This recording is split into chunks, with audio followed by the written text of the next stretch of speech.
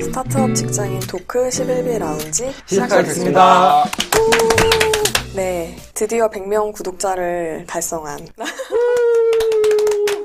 팟빵에서 네. 100명 구독자를 달성한 11비 라운지입니다. 저희가 또 팟빵 100명 구독자뿐만 아니라 플로라는 오디오 컨텐츠 플랫폼에서 또 저희가 우수 크리에이터로 선정되지 않았겠습니까?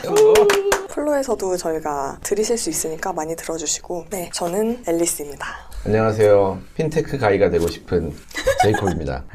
안녕하세요. 홍보의 여정 우디입니다. 아, 네, 좋습니다. 네, 오늘 저희가 이야기해볼 주제는 요즘 어딜 매장을 가나 이제 키오스크로 주문을 받는 매장들이 점점 많이 늘어나고 있어요. 그래서 이 키오스크 시장에 대해서 한번 알아보고, 그리고 주문뿐만 아니라 이제 맛집 웨이팅 할 때도 테이블링이라는 어떤 기계가 설치되어 있는 식당들이 요즘 많잖아요. 그래서 그 테이블링 어떤 회사인지, 그리고 시간이 되면 포스 시장, 이렇게 세 가지 한번 알아보도록 하겠습니다. 먼저 키오스크 얘기로 시작을 해보면 좋을 것 같은데요. 요즘 진짜 키오스크 많잖아요. 네. 어떻게 좀 사용 경험이 어떠신가요? 키오스크도 굉장히 다양한 버전이 있다는 거를 많이 느꼈어요. 똑같이 생겼는데 그 UI나 UX가 천차만별이구나. 어떤 거는 정말 단계가 많이 가야지만 주문이 끝나는데, 어떤 키오스크는 한 3번 정도에서 내가 먹고 싶은 걸 바로 주문할 수 있는 것도 있고. UI, UX가 좋네요. 네, UI, UX가 굉장히 좋은 곳이 있는가 하면 그렇지 않은 것도 많은데, 그게 지금 많은 것들이 다양한 키오스크가 지금 공급되고 있구나 라는 걸 많이 느낍니다. 우디는 어떠세요? 저는 키오스크는 별로 좋은 경험을 항상 못했고, 그러니까 원하는 옵션을 디테일하게 못 넣는 것 같아요. 그러니까 저는 피클 별로 선호하지 않아서 피클을 빼고 싶어 하고, 그 다음에 뭐 돈 더 줘도 되니 이제 치즈 같은 건 하나 더 넣고 싶은데, 그렇게 하는 프로세스 같은 게 되게 복잡하더라고요. 보통 되게 많이 불편해요. 조금씩 이제 어른들은 거기서 좀 뒤처지지 않을까 하는 생각 되게 많이 들었어요. 아무튼 뭐 저희가 이제 사용하기 좋고 싫고를 떠나서 사실 이 업주 입장에서는 계속되는 인건비 상승과 이제 코로나발로 약간 촉발된 그 비대면 트렌드, 이런 것들의 바람을 타고 자연스럽게 이제 키오스크 도입을 고려할 수밖에 없는 그런 추세가 돼버린 것 같아요.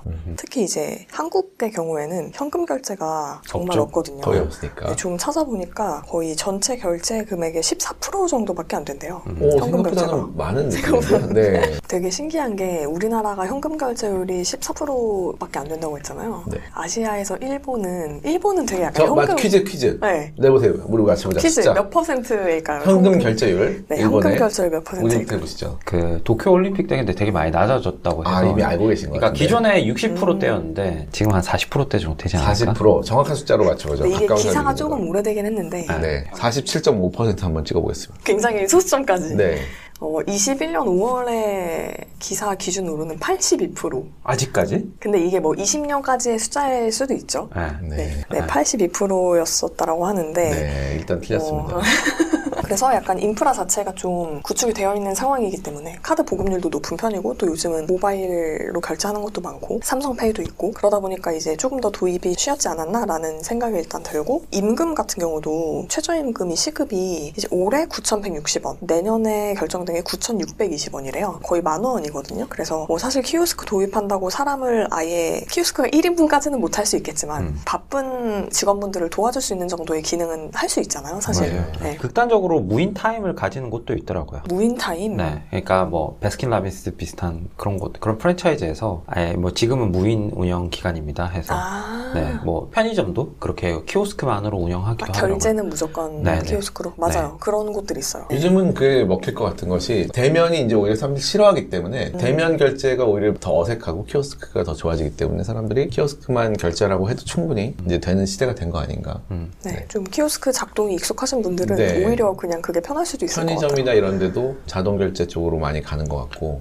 아무튼 키오스크가 쓰이는 곳이 굉장히 많죠. 사실 너무너무 많은데, 시장 규모가 어느 정도 되나 그 한국무역협회에서 발간한 보고서에 따르면 키오스크의 세계 시장 규모가 2020년 기준 한 원화로 21조 원 정도 되고 27년까지 한 40조 원까지 성장할 것으로 전망을 했었대요. 그러니까 연평균 한 9.8% 정도 성장할 것이다. 그중에 셀프 주문 키오스크가 또 빠르게 가장 매장 수요가 늘어날 것이다. 뭐 일단 저희가 체감적으로 느끼는 거는 키오스크가 정말 어딜 가나 많은데 그 직장인이 많은 동네의 특성도 좀 있는 것 같아요. 네. 아무래도 직장인들이 조금 더 짧은 점심시간에 좀 네. 테이블도 빨리 돌리고 이런 니즈가 네. 있으니까. 네. 근데 이제 통계청 자료를 보면은 실제로 키오스크를 사용하고 있는 현황이 그렇게 높지는 않아요. 전체이기 때문에 네, 그렇겠죠? 전체 대비는 네. 뭐 사용이 한 5% 정도 된다라고 하고 식당 같은 경우가 조금 더 높은 정도? 근데 약간 프랜차이즈, 패스트푸드, 피자, 햄버거 이런 거 파는 데는 좀 더 높은 편인 것 같고요. 한 뭐 15% 이상? 네. 그래서 제가 개인적으로 느끼기에는 물론 키오스크가 이제 그 가게의 감성이랑 맞냐 안 맞냐의 차이는 있을 수 있겠지만 업사이드는 좀 더 좀 크지 않나라는 생각은 들어요. 그럴 수 네. 있죠.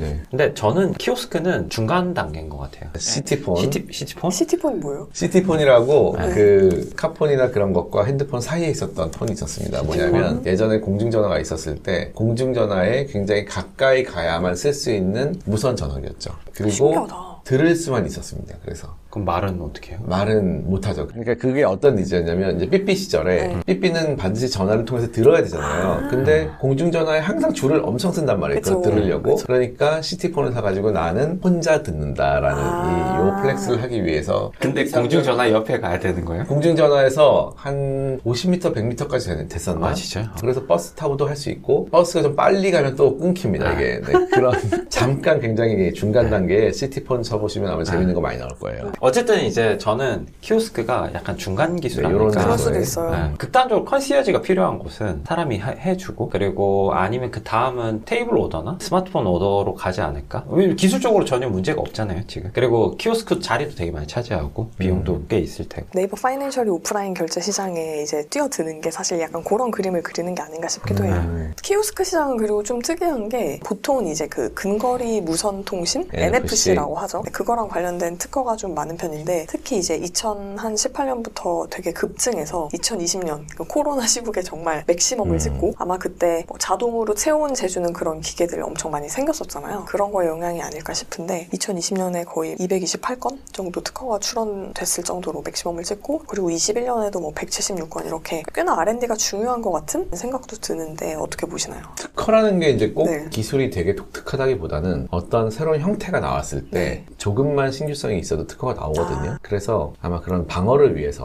엄청 특허가 나오지 않았을까. 왜냐하면 제가 짧은 지식으로 알기로는 우리가 알기로는 그냥 하나의 기술인데 이걸 특허를 막 쪼갭니다. 20개 막 30개, 100개로 쪼개가지고 네네. 그 중에 되는 것도 있고 안 되는 것도 있고 막 그래요. 그런데 만약에 한두 개라도 굉장히 핵심적인 어떤 생산 과정이나 서비스 과정에서 특허가 나오면 이것 때문에 이 전 과정이 서비스가 안 되는 경우가 있어요. 그럼 이걸 가지고 협상을 할 수 있는 거죠. 그 A부터 G까지를 다 해야지만 어떤 서비스가 가능한데 이걸 하나하나 쪼개가지고 전부 다 특허를 냈을 때 만약에 D 정도에서 특허가 하나 나왔어요. 네네. 이게 인정돼가지고 그러면 요 서비스를 하고 싶은 사람 D에서 턱 걸리는 거죠. 특허가. 네네. 그러면 이 사람이랑 꼭 협상을 해야 되는 상황이 그 되는 특허 거예요. 보유자랑 협상을 네. 한다는 거죠. 알박기네요, 알박기. 알박기 비슷한 그런 이제 특허 괴물이라고 불리우는 네. 많은 회사들이 그런 식으로 네. 영업을 합니다. 아. 물론 그 안에 굉장히 기술적인 면이 있을 수도 있습니다. 그런데 많은 그 현실에서는 그렇게 특허가 이상한데 왜 이렇게 많지? 어떤 회사가 특허를 뭐 몇천 개 가지고 있다 할 때 그게 정말 몇천 개 신규 우리가 생각하는 하나의 기술이 아니고 다 쪼개져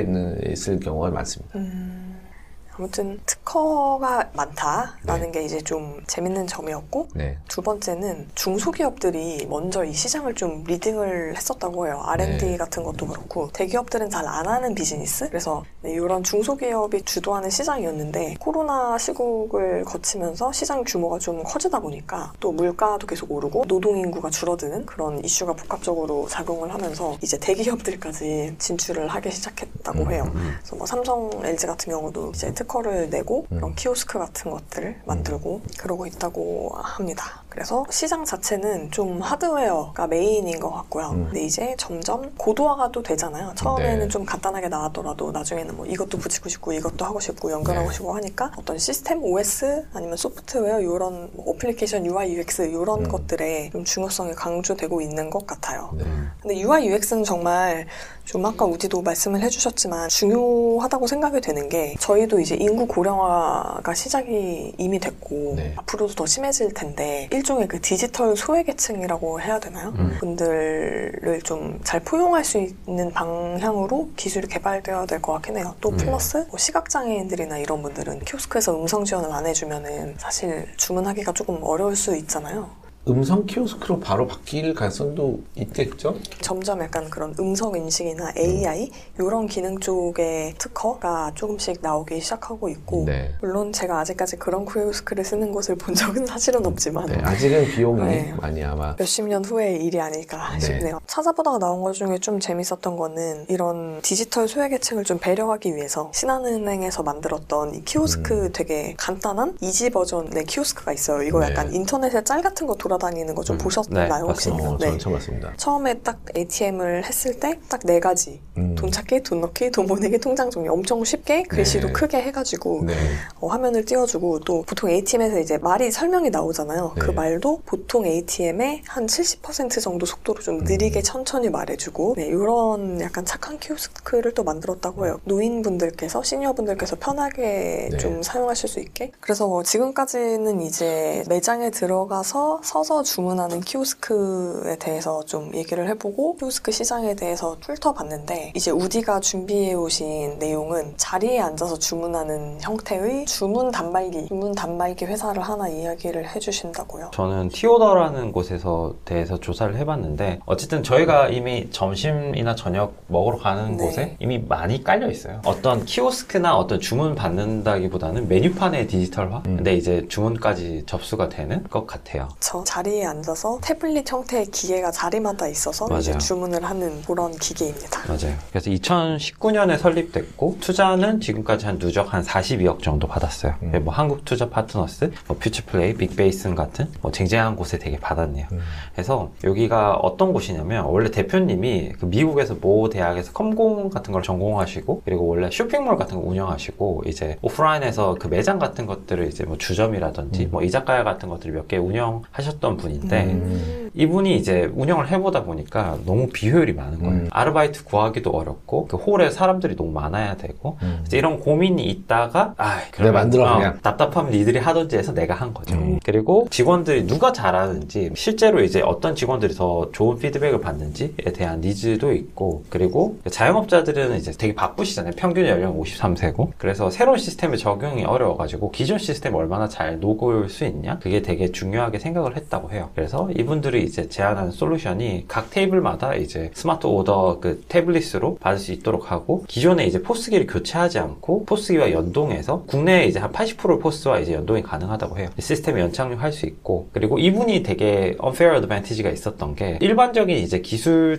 창업자들도 되게 뛰어나지만 이분은 직접 여전히 그 매장을 운영하고 있어가지고 그 자기 매장에서 테스트를 하면서 그 현장에서 이제 고객의 소리를 듣고 계속 고도화를 해 나가는 거죠. 굉장히 밀착해가지고 계속 CBT가 이루어졌겠네요. 네, 맞아요. CBT, OBT 뭐 다 이루어지고 있는 거죠. 그 직원들의 성과 관리를 이걸로 한다라는 거는 네. 어떤 개념이에요? 그 서빙했던 직원에 대한 평가를 티오더를 통해서 내릴 수가 있대요. 그러니까 뭐 친절했다, 뭐 이런 거에 대해서. 근데 실제 현장에서는 잘 안 일어나는 것 같습니다. 그러니까요. 네.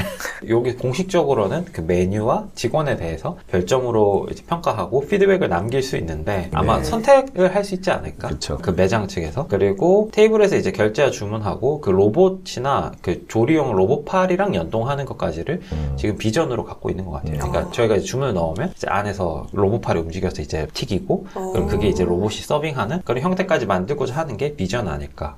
커피까지는 충분히 가능할 것 같아요. 커피는 네, 가능할 것 커피는- 같네요. 네, 커피는 커피 그 추출 같은 것이 많은 어떤 로봇의 기능이 필요한 것 같진 않잖아요. 그러니까. 요즘 그런 좀 큰 쇼핑몰 가면은 실제로 있잖아요. 조그만 로봇 맞아요. 커피숍. 아이스크림도 있고. 네. 네. 그리고 이제 재밌는 건 이제 술을 많이 드시고 이제 음주운전 하면 안 되니까 네. 그 타다 대리랑 제휴해서 대리운전도 호출 이제 자리에서 그대로 바로 할 수 있다. 아이디어 좋다. 이분이 요식업을 직접 하셔서 그러니까 그 플로우가 쫙 있네요.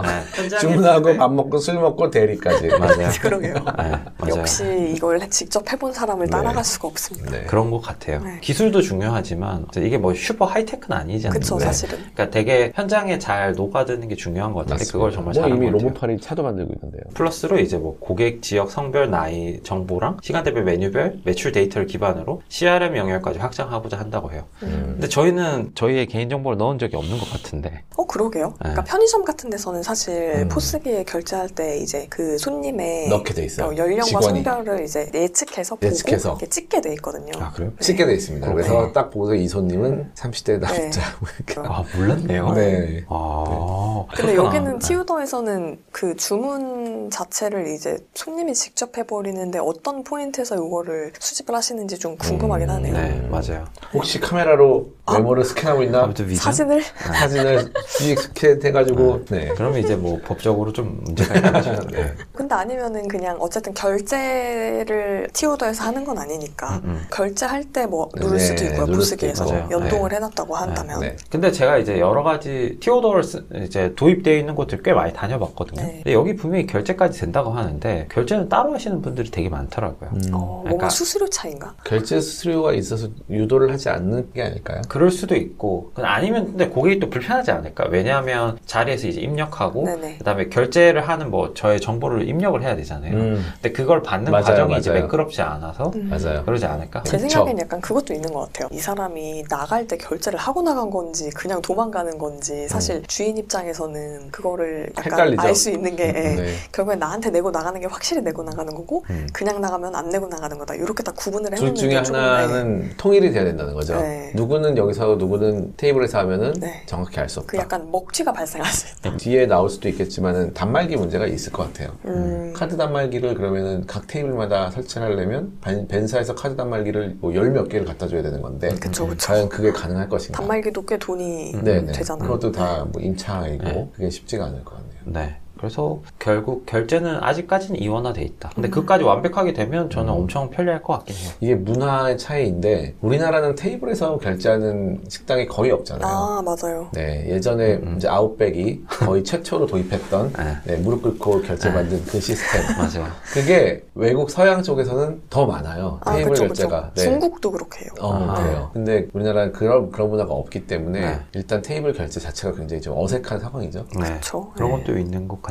네. 그래서 이제 BM으로는 그 소프트웨어 사용료를 그 대당 월 2만 원씩 2년간 계약하고 있고, 그리고 이제 여기서 주장하기로는 실제로도 많이 본 걸 보니까 이제 인건비 절감을 크게 체감할 수 있어서 구독료에 대한 거부감은 적다고 이제 주장하고 있어요. 네. 그리고 이게 얼마나 차지할지 모르겠는데 제휴 광고 매출? 그러니까 저희도 이제 오더 보면서 중간에 막 소주 광고 같은 거 보지 않았습니까?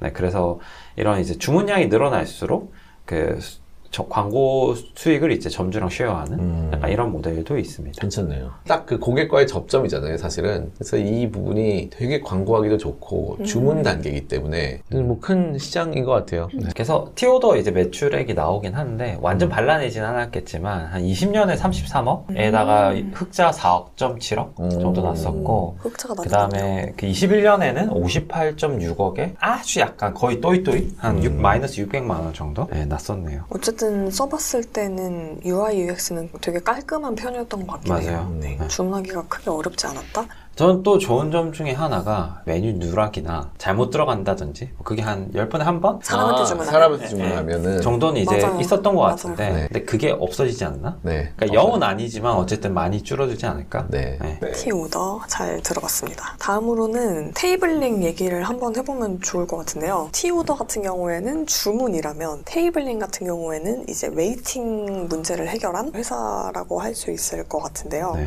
테이블링은 어떻게 되나요? 사용 네. 방법이. 제가 송파동 쪽에 사는데 거기 가면 진짜 많습니다. 설립은 2016년에 설립했고 쉽게 말해서 과거에 이제 번호표 나눠주던 거 그것들을 그냥 그 온라인화 한 거예요. 키오스크에 입력을 하고 차례가 오면 스마트폰으로 이제 자동 알림이 오는 거죠. 그래서 비슷한 걸로는 이제 야노자 인수된 나우버스킹이라고 있어요.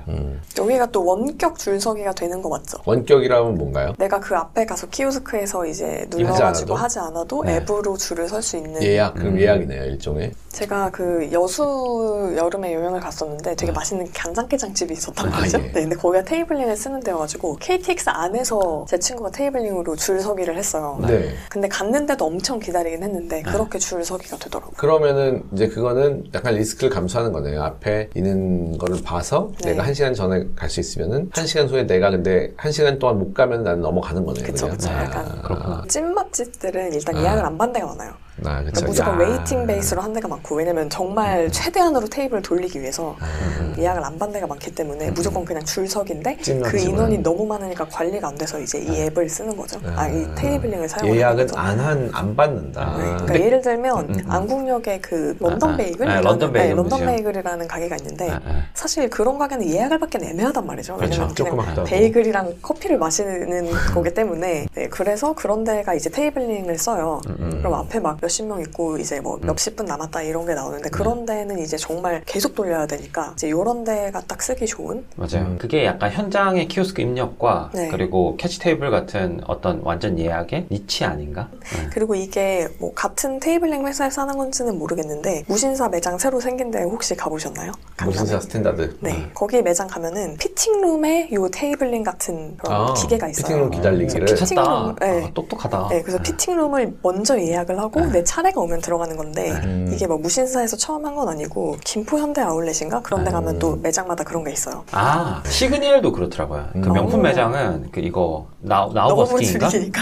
그래서 약간 확장 측면에서 조금 더 있을 수 있을 것도 같고 어딘가 입장을 해야 되는 그런 구조. 맞아요. 미술관 같은 게 될 수도 있고 그런 대로 약간 카테고리 확장은 조금 더 가능한 것 같고 BM은 말씀해 주세요. BM은 이제 광고인데 포커스 미디어의 그 엘리베이터 광고와 유사해요. 그래서 많이 깔아놓는 게 되게 중요하지 않나? 제가 홈페이지 가서 봤는데 전국 1000여 개 매장에 하고 있다고 하더라고요. 그렇게 많진 않네요. 생각보다는 많지 않다. MAU는 한 33만 정도? 근데 이거를 테이블링 광고를 한다면 그걸로 예약을 한 다음에 기다린 동안 계속 이걸 보고 있었는데 아니요. 그 키오스크를 보는 거예요. 그러니까 엘리베이터 광고 포커스 미디어랑 똑같아요. 키오스크에서 광고를 한다? 그래서 그냥 할 일 없으니까 멍하니 그거 보고 있는 거예요. 그렇죠. 네, 맞아요. 되게 재밌는 거는 여기가 이제 부모사랑 상조회사에서 28억 원에 지분 100% 인수를 했더라고요. 전략적인 어떤 협업보다는 어쨌든 이 상조회사가 최근에 좀 계속 어렵대요. 2015년부터 이제 지속적으로 매출이 하락하고 있어서 자본 잠식 상황인데 약간은 이제 수익 다각화 관점에서 테이블링을 하신 것 같아요. 다만 근데 이게 계속 롱런 할 수 있을까? 이 광고만으로? 그런 생각이 있네요. 테이블링은 사실은 빅데이터를 모으기는 조금 불리한 앱이잖아요. 뭘 주문하는지는 알 수 없고 어떤 집이 굉장히 대기가 많다는 것까지만 알 수 있는 그런 데이터여서 그래서 이게 앱을 레버리지 하거나 그러기는 되게 소수만 사용할 수 있지 않을까 하는 생각은 들었습니다. 네, 테이블링 재밌고 근데 뭐 엄청 커지긴 힘들어 보인다라는 게 이제 우리 나우버스킹도 비슷하지 않았을까? 그러니까 여기에 이제 BM을 붙이는 게 고민이 많았을 것 같아요. 그래서 아주 오랫동안 하다가 이제 야누자에 인수되는 방향으로 가지 않았나? 근데 나우버스킹 같은 경우는 맛집뿐만 아니라 이제 뭐 레저, 예를 들어 골프장, 뭐 호텔 이런 예약에까지 활용을 생각하고 인수했던 것 같아요. 키오스크랑 맛집 줄서기 테이블링 앱까지 얘기를 해봤는데 사실 이런 거는 어떻게 보면은 되게 최근에 나온 것들이고 사실 이제 전통 강자는 포스 아니겠습니까? 사실 되게 고인물 시장이었던 것처럼 느껴지는 이제 포스 시장의 약간의 지각 변동이 요즘 감지가 되고 있죠. 최근에 이제 기사가 났던 거는 카카오페이가 오케이포스라는 그 포스 업계 1위래요. 오케이포스가 저는 물론 처음 들었지만 쪽방이 붙어 있어요. 오늘 점심 먹는 데도 아마 오케이포스일 확률이 한 40% 정도는 돼요. 네, 맞아요. 시장 점유율이 40% 정도 된다고 하더라고요. 그래서 지분을 일부 인수를 해가지고 기존에 어떻게 보면 온라인 결제에 좀 집중을 했었던 그런 핀테크 업체들이 이제 오프라인 결제에도 확대를 하려고 인수라든지 어떤 지각 변동들이 일어나고 있는 것 같습니다. 그 포스는 사실 그냥 터미널인 거잖아요. 그 기계 자체는. 그럼 그 통신이 어떻게 연결되어 있는 건지, 그러니까 인터넷을 연결하는 건지, 아니면 뭐 전화선처럼 별도의 선이 있는 건지. 뭐 저도 아주 잘 알지 못하지만 일단 결제 라인은 벤이라는 카드사와에 연결되어 있는 그 별도의 통신망을 갖고 있습니다. 벤은 통신망에 있는 거군요. 부가통신 사업자인데 그 네트워크를 까는 거죠. 그 가맹점하고 카드사 사이에 그 네트워크를 따로 깝니다. 보안적인 문제가 있기 때문에. 그래서 카드사와 가맹점 사이에 통신을 대신해주고 돈을 받는 회사가 그 벤입니다. 그 맨 끝에는 당연히 카드 단말기, 이제 소비자의 카드 정보를 읽을 수 있는 그 리더기가 있어야 되기 때문에 벤사가 영업을 하면서 이 단말기를 다 뿌립니다. 보통 그래서 단말기를 아마 공짜로 주는 걸로 알고 있고 가입하는 그 카드 쪽에서 이제 돈을 받아가지고 그래서 이 단말기가 결국은 그 가맹점들을 모으는 가장 큰 미끼 상품이 되는 거죠. 공짜로 줄 테니까 우리 거 쓰세요. 우리한테 하세요 해가지고 이제 벤을 가입시키는 그런 구조로 알고 있습니다. 벤사도 하나는 아닌가 보네요. 여러 개가 있나 보네요. 네, 벤사가 꽤 있습니다. 그러면은 업주 입장에서는 벤사에 뭔가 통신료를 내야 되고 통신료를 근데 내진 않습니다. 이렇게 돼요. 카드사가 결국은 정산을 해주잖아요. 네네네. 가맹점에 자기 수수료 띄고 네. 카드 수수료 띄고 정산을 해주는데 직접 그 수수료 중에서 벤스한테 또 돈을 줍니다. 아, 네, 그럼 결국 카드사한테 받게 돼 있어요. 그렇게 정산이 되는군요. 네네. 많이 떼이네요, 여기저기서. 그렇죠. 네. 하지만 뭐 이제 소상공인에 해당되시는 분들은 저희 여신전문금융업법상 소상공인은 그 수수료 상한선이 있습니다. 그래서 굉장히 싸게 할 수 있죠. 연 매출이 제 기억 안 나는데 몇 억 이하인 분들한테는 네네. 굉장히 우대 수수료를 적용해야 되는 법적인 한도가 있어요. 그래서 뭐 그게 더 나아가서는 이 핀테크, 테크핀 회사에서의 수수료하고 차이가 나거든요. 네네네. 그러니까 카드사들은 굉장히 불만이 많은 거죠. 우리는 왜 법적으로 상한선 제한을 받는데 저 친구들은 왜 3%씩 받고 있냐. 법이 다르게 적용이 네, 되는군요. 왜냐하면 여전법, 그 카드 관련된 법이 아니기 때문에 네네. 저쪽은 다른 법을 적용받고 이쪽은 전통적인 여전법 적용을 받기 때문에 그렇습니다. 그럼 기존 카드사들은 그렇게 느낄 수도 있겠네요. 네. 충분히. 그 간편결제 쪽이 굉장히 작을 때는 뭐 별 신경을 안 썼지만 네. 이제는 오프라인 쪽에서도 굉장히 커지고 있고 그쵸. 특히 소상공인이 이제 아예 온라인으로 결제하는 경우도 되게 많아지고 있잖아요. 네네네. 아예 네이버 앱에서 그냥 결제를 하고 오프라인에 서비스를 받는다든지 많죠. 이런 게 굉장히 많기 때문에 그 수수료에 대해서 굉장히 항의를 많이 했고 이게 지금 거의 정리가 된 걸로 알고 있습니다. 네, 거의 비슷하게 갈 거예요 아마도. 네, 좋습니다. 지금 이제 카카오가 OK포스를 인수한 거 말고도 또 다른 건들이 있죠? 네. 제가 이제 조사를 몇 가지 해봤는데 저도 이 영역에 대해서는 되게 잘 알지는 못해서 그냥 공부하는 마음으로 조금 알아봤습니다. 네네. 그래서 최근에 이제 떠오르고 있는 곳이 이제 페이히어라는 곳이 있는데 기존에 이제 어떤 블룸버그 단말기 같은 일단 하드웨어를 팔았다면 소프트웨어와 통합된 이거는 이제 엔스크린이라고 하죠. 좀 오래된 개념인데 그러니까 되게 다양한 디바이스에서 앱만 다운받으면 이제 포스가 작동이 되는 클라우드 기반 포스 스타트업이 되게 빠르게 성장하고 있어요. 근데 여기 2019년 설립됐고 그리고 해시드, 그러니까 미래에셋, 그 소프트뱅크 같은 쟁쟁한 이제 네. 투자사에 한 누적 한 140억 정도 투자받은 것으로 알고 있어요. 그럼 여기는 단말기가 메인이 아니라 소프트웨어만 있는 거고 나는 아무 단말기나 그냥 쓰면 되는 그런 포스인가요? 네. 기본적으로는 그렇지만 이런 경우에도 단말기를 다 제공하지 않습니까? 주긴 주죠. 카드 단말기를 이제 판매하긴 해요. 그래서 여기서 주장하는 거는 카드 단말기만 사면 된다예요. 네, 그래서 뭐 아이패드도 되고 노트북도 되고 이제 그런 거죠. 팀에 대해서도 알아봤는데 대표님은 뭐 하시던 분일까? 근데 이 영역인데 되게 어떻게 보면 과점 시장이고 이 도메인 지식이 없으면 이게 정말 하기 어려운데 근데 아니나 다를까 다날에서 결제 서비스를 개발하시던 분이고 네네.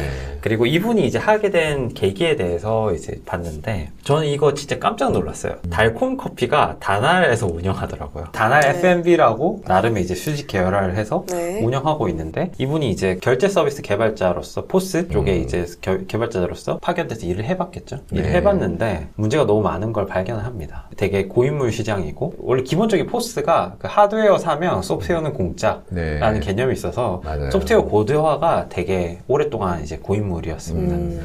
그리고 여러 가지 페이들이 되게 많이 나오고 있지만 그 페이 하나하나에 이제 대응하기 위해서는 점주나 아르바이트생도 사용법을 익혀야 되고 그리고 뭐 QR이나 뭐 어떤 마그네틱이나 뭐 온갖 이제 결제 방법이 달라서 그게 되게 복잡했었어요. 네. 그리고 제가 되게 좋은 책, 그 초기업의 시대? 초기업에 관한 이제 어떤 책을 읽으면서. 너무 좋은 책이죠. 네, 네. OK포스의 이제 같은 이제 포스 시장이 독과점 네네. 시장이다. 그러다 보니까 이렇게 발전이 없었던 것 같아요. 그리고 포스를 쓰려면 이제 포스 기기를 사야 되는데 초기에는 이제 나눠주다가 이제는 사야 되는데 포스 기기만 해도 한 200만 원 정도 하고 우리나라는 자영업이 폐업률이 되게 높아요. 카페 같은 경우는 3년 안에 80% 이상이 폐업을 하는데 그 위약금이 이제 약정이 보통 3에서 5년이고 그 안에 폐업하면 폐업하는 것도 슬프고 열받는데 위약금을 내야 돼요. 포스. 위약금 채권자로 되겠네요. 네. 그리고 10평 이하의 작은 가게가 되게 많은데 네. 이제 포스 형님이 너무 포스가 넘치지 않습니까? 이거 준비하신 것 같습니다. 네, 괜찮습니다. 이 멘트 네. 방금 떠올렸습니다. 네, 괜찮습니다. 네. 포스가 너무 크다. 네. 이런 문제가 있습니다. 그러면은 어쨌든 이 대표님은 개발자 분이셨는데 네. 자기가 포스장에 들어가 보니까 일단 소프트웨어 구린 거는 기본이고 네. 거기에 플러스 다른 막 온갖 네. 문제들이 있었다. 네. 근데 처음에 이 사업을 한다고 했을 때 사람들이 너 절대 안 될 거야 라고 했대요. 그러니까 왜냐하면 독과점 시장은 이미 초기업이 되어버렸고 네. 그리고 기존에 이제 포스 쓰시던 분들이 바꾸기가 어렵죠. 네, 바꾸기가 어렵죠. 왜냐하면 이게 아무리 불편하고 해도 여기 이미 적응이 됐고 그리고 위약금이 이렇게 비싼데. 네, 위약금이 있고 네. 그다음에 이미 여기에 또 학습을 해서 내가 이만큼에 네. 와버렸는데 그분들은 편해요. 네. 그분들은 전혀 불편함을 못 느낄 수도 네. 있어요. 네네. 그래서 너 절대 안 될 거다. 이 시장 들어가기가 어렵다.